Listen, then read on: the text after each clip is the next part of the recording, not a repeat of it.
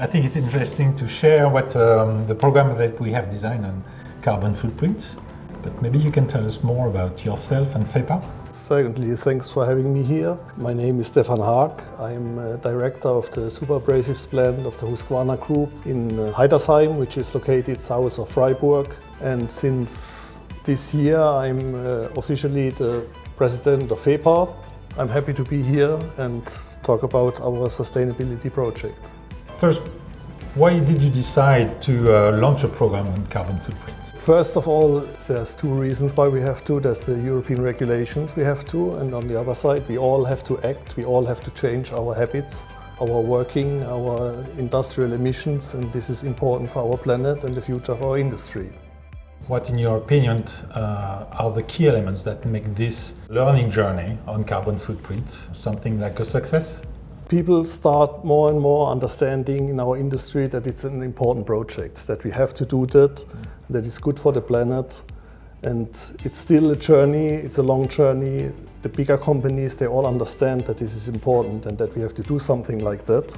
This is also our job to train or to educate the smaller players in the market, that they understand that they have to be part of this project, that we have to do it all together.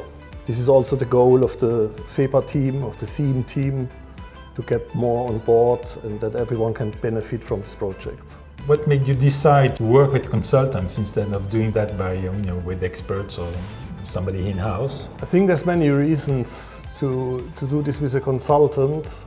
We have very high expertise in our round of FEPA members.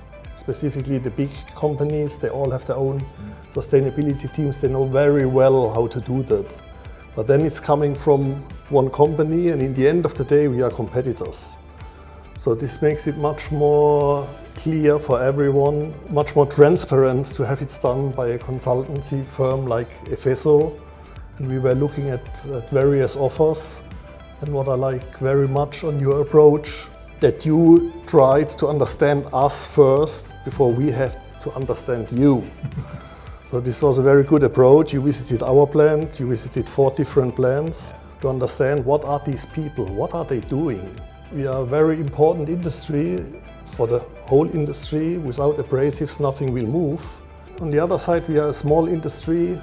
We are not seen a lot, so we are always a little bit below the radar, which we enjoyed for many years. But now I think with these projects that we are right above the radar, and we can be proud with the collaboration with EFESO, what we are reaching and what service we can provide to our members to be ahead of all these regulations, to be proactive.